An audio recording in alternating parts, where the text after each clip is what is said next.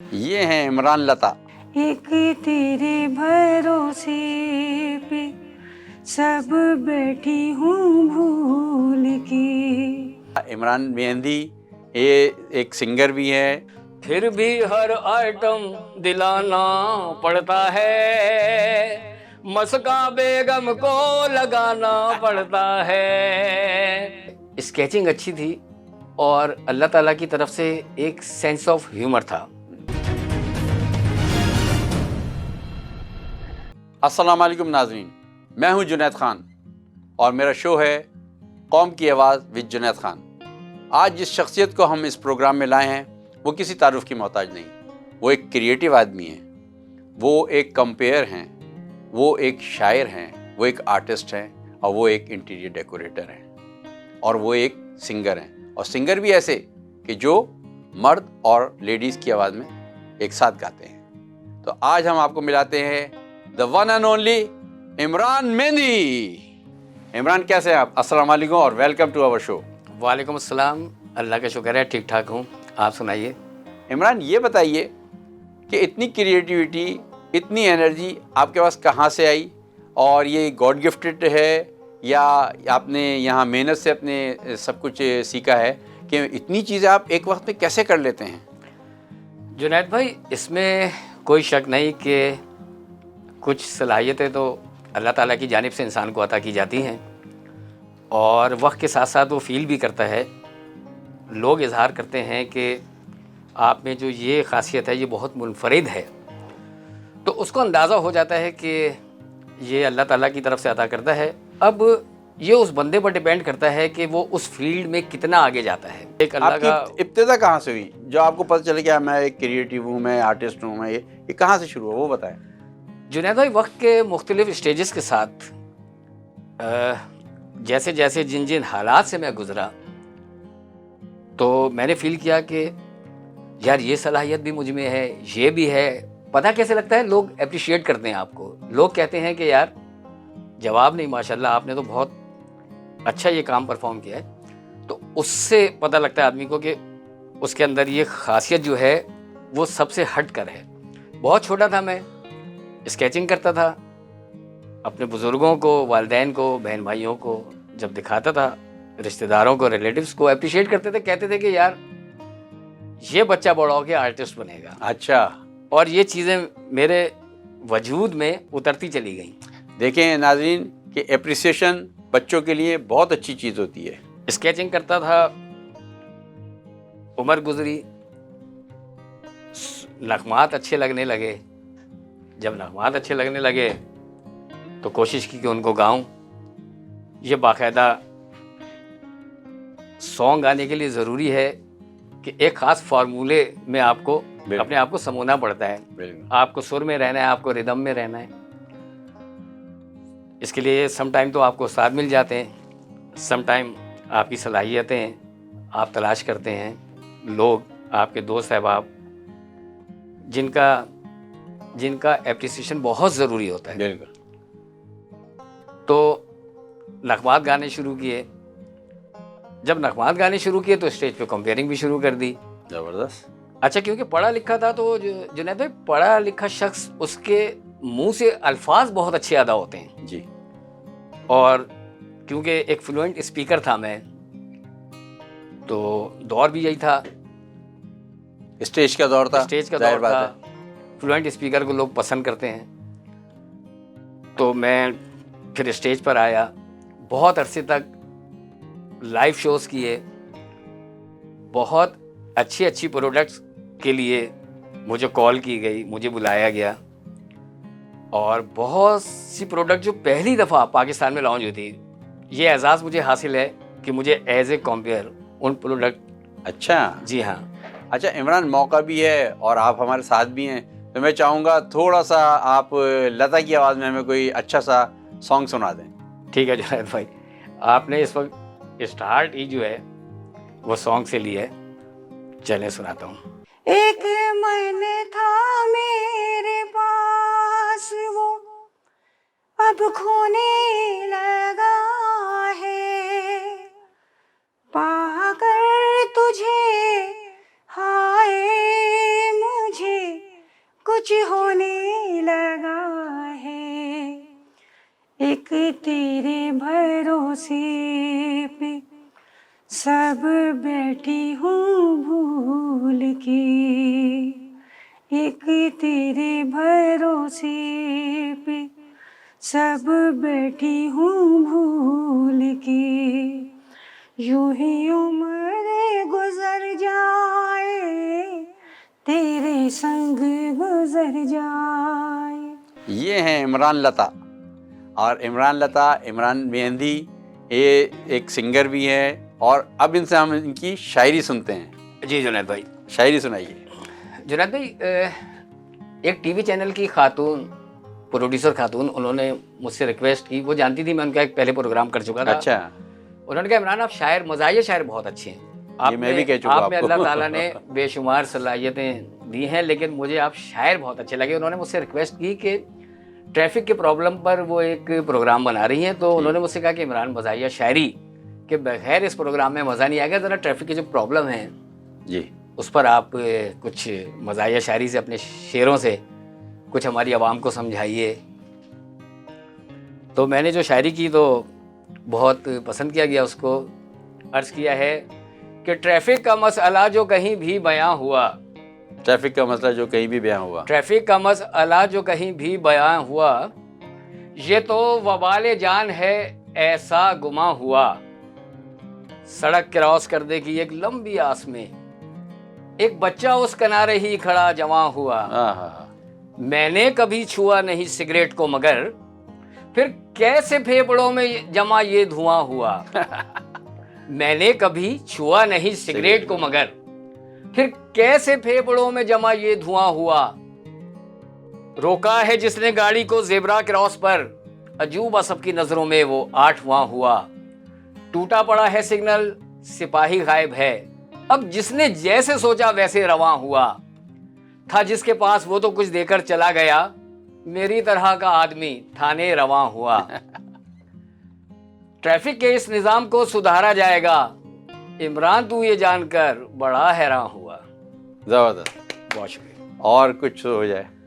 जुनैद भाई, ये डायरी का ही हिस्सा है जो मैं आपको सुना रहा हूँ, जो मुझे इस वक्त सुना के ज़बानी याद है। अच्छा। मैं आपको अर्ज करता हूँ। शादी के बाद किन किन मसाइल का सामना होता है। बिल्कुल। बहुत से नौजवानों से मैं कहता हूँ, देखो भाई माशाल्लाह बहुत खुश नज़र आ रहे हो, तुम्हारी शादी होने जा रही है, लेकिन कुछ मेरी बातों पर भी अमल कर लो, कुछ मुझसे भी सुन लो मैं कहना क्या चाहता हूँ।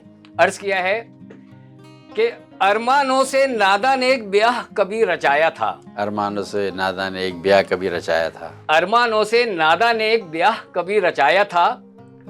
सपनों की लाया हूँ रानी, शोर यही मचाया था। चंद दिन में उस महजबी ने ऐसे बदले अपने तेवर, सास और नंदों को जिसने तिगनी का नाच नचाया था।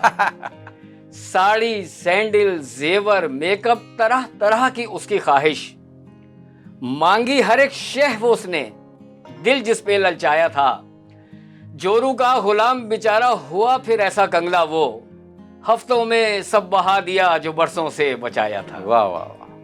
और जो आपने एक नई शायरी सुनाई थी, ज़रा वो भी हो जाए थोड़ा सा, दूल्हे का। जुनैद भाई, ये देखिए, गायकी की दुनिया का एक बड़ा नाम नुसरत फतेह अली खान साहब। बेशक बेशक। और उनका एक सॉन्ग दूल्हे का सेहरा सुहाना लगता है। अच्छा, क्योंकि हमारी यहाँ जब तकरीबात होती हैं तो मैं नहीं समझता कि कोई महफिल ऐसी हो जो इस गाने के बगैर मुकम्मल होती हो। बिल्कुल। ज़रूर ये गाना वहाँ या तो सिंगर्स होते हैं वो परफॉर्म कर रहे होते हैं, या रिकॉर्डिंग पर भी वहाँ लगाया जाता है। जब इतना ये फेमस सॉन्ग है तो मुझे ख्याल आया कि कुछ अपनी मज़ाहिया शायरी से लोगों के लबों पर मुस्कुराहट बिखेरने के लिए। जरूर देखिए, जरूर। अगर किसी की दिल आज़ारी हो तो प्लीज़ मुझे माफ़ कर दीजिएगा।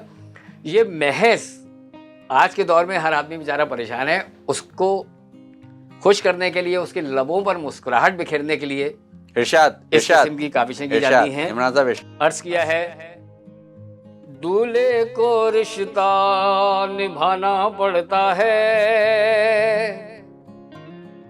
दुल्हन का खर्चा उठाना पड़ता है। दूल्हे को रिश्ता निभाना पड़ता है, दुल्हन का खर्चा उठाना पड़ता है। अरे पल भर में कैसे निकलते हैं पैसे, पल भर में कैसे निकलते हैं पैसे, पल भर में खाली खजाना लगता है।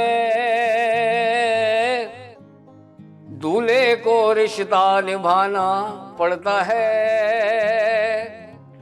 दुल्हन का खर्चा उठाना पड़ता है। 7 बच्चों में घिरा बच्चों की है पलटन, धो रहा कपड़े उनके कभी धो रहा बर्तन। घर घर की कहानी। 7 बच्चों में घिरा बच्चों का है बचपन, धो रहा कपड़े उनके कभी धो रहा बर्तन। बर्तन बर्तन बर्तन बर्तन बर्तन ढेरों बर्तन, बर्तन ढेरों बर्तन, बर्तन बर्तन बर्तन बर्तन। झाड़ू पोछा भी लगाना पड़ता है, बेगम को यूं ही मनाना पड़ता है। दूल्हे को रिश्ता निभाना पड़ता है, दुल्हन का खर्चा उठाना पड़ता है। वो तेरे घर नाज़ो नखरों से पली बाबुल, अरमा कितने मन में सजाए घर से चली बाबुल। वो तेरे घर नाज़ो नखरों से पली बाबुल, अरमा कितने मन में सजाए घर से चली बाबुल। मियाँ जी उनके शॉपिंग करने साथ जाएंगे, सुनकर अशिया की कीमत वो कांप जाएंगे। फिर भी अरे फिर